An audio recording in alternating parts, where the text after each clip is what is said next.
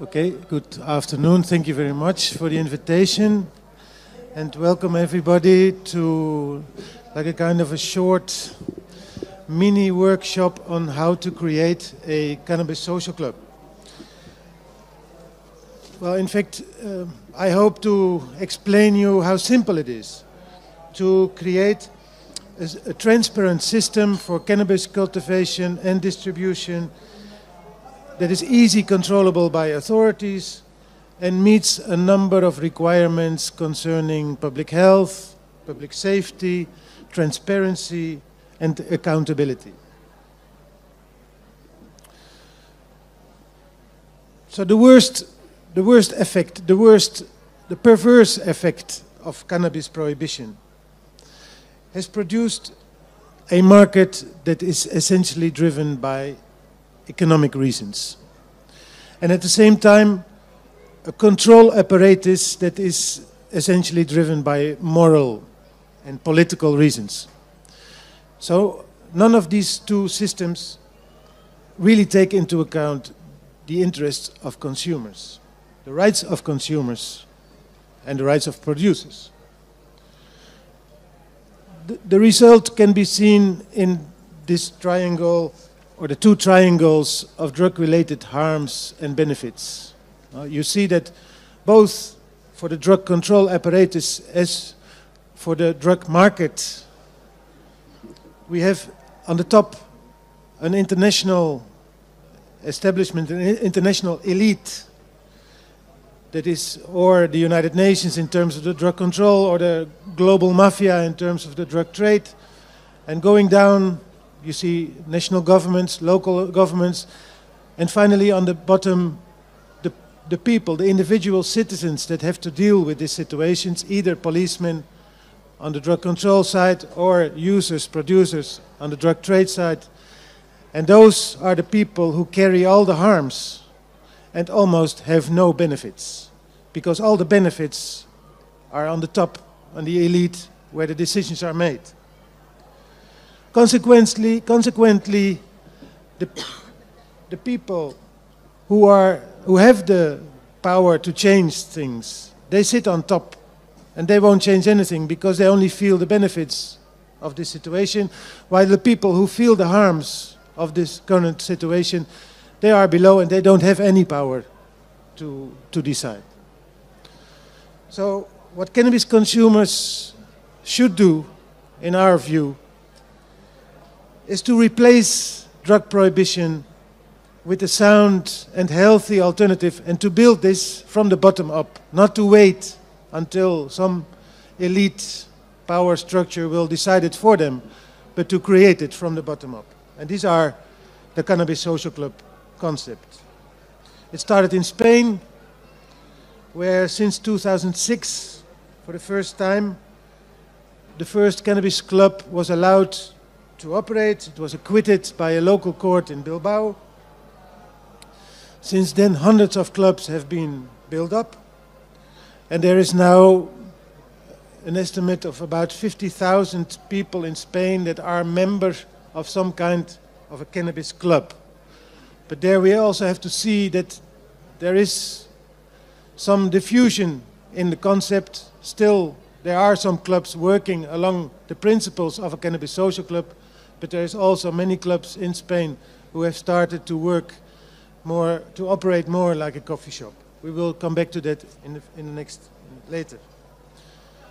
At the moment, we see that in Spain there are regional authorities, regional parliaments, both in Catalonia and Basque Country, that are working on a definitive legal regulation for the clubs. So yes, there has been some repression on some clubs. In Barcelona, 1/3 of the clubs have been closed by police operations in the past month, but that means that 2/3 of the clubs are tolerated, are allowed to operate. So the system, the concept has been embraced by the local authorities, and we see that around Spain also other regional authorities have accepted the model. Then in Belgium, where I'm from, we have two cannabis social clubs. The first one, Trek du Plant from Antwerp, is operating since 2010. We have about 380 members, 2 regional sections, 15 different growers with a maximum of 49 plants each. So every 2 to 3 months we have a harvest, and we divide that amongst our members that are both recreational and medicinal, all based on a margin in the law that says that every adult citizen has the right to possess or a maximum of 3 grams like that, or 1 plant to produce these personal quantities. It's not legal, it's still illegal, cannabis is still illegal, but this is a kind of ministerial guideline that interprets the possession and cultivation for personal use is not anymore a crime, cannot be prosecuted. So we recommend to all people in the Czech Republic and other European countries who would like to develop a model where consumers control their own supply without the interference of middlemen, and look for a tool to convince politicians, to convince public opinion of the benefits of legal regulation, to organize yourself. Don't think it's impossible. We did that also 5 years ago in Belgium. We thought it was impossible, but it wasn't impossible. And to start working on it. And we recommend you to follow an approach that is sort of developed for countries where it seems nothing is possible yet, where there is no margin in the law yet for personal cultivation. And we think that in 5 years, if you follow this approach, you could have a plantation like the one you see here of Trek to Plant, where every plant is identified with a membership card to an individual citizen who has put the copy of his ID card and says, this is my plant, and I give the mandate to a club to grow it for me.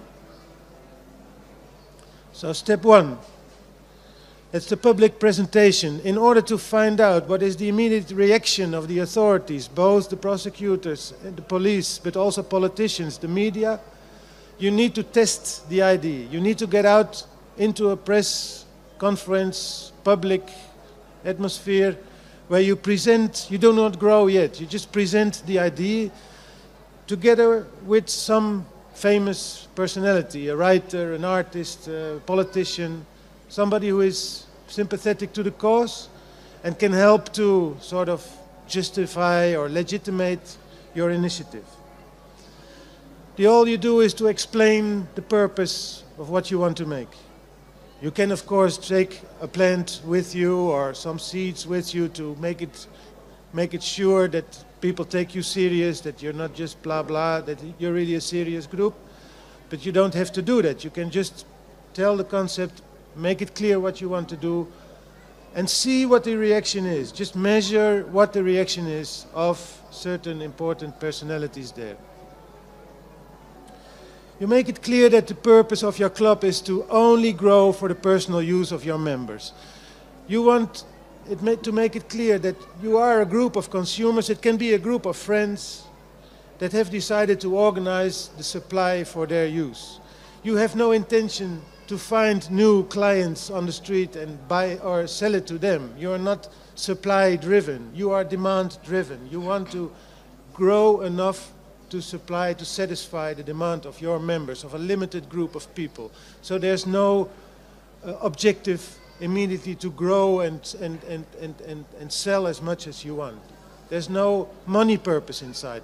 It is a non-for-profit initiative.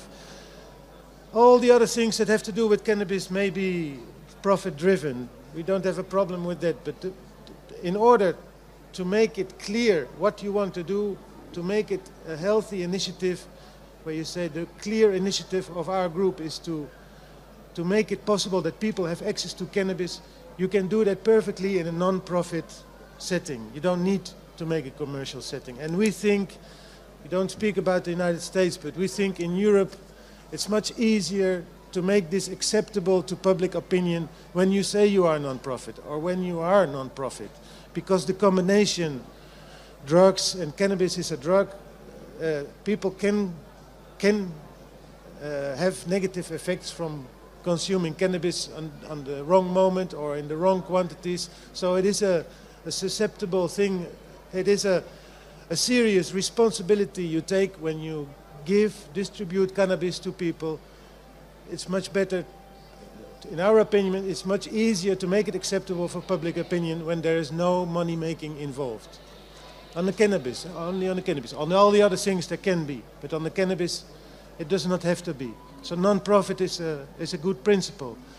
Organic products, you are health orientated, you want to contribute to health, so you want to make sure people have the most healthy product you can get, and this is perfectly possible nowadays. With soil you can make a perfect organic product without any chemical additive. You can make a good product.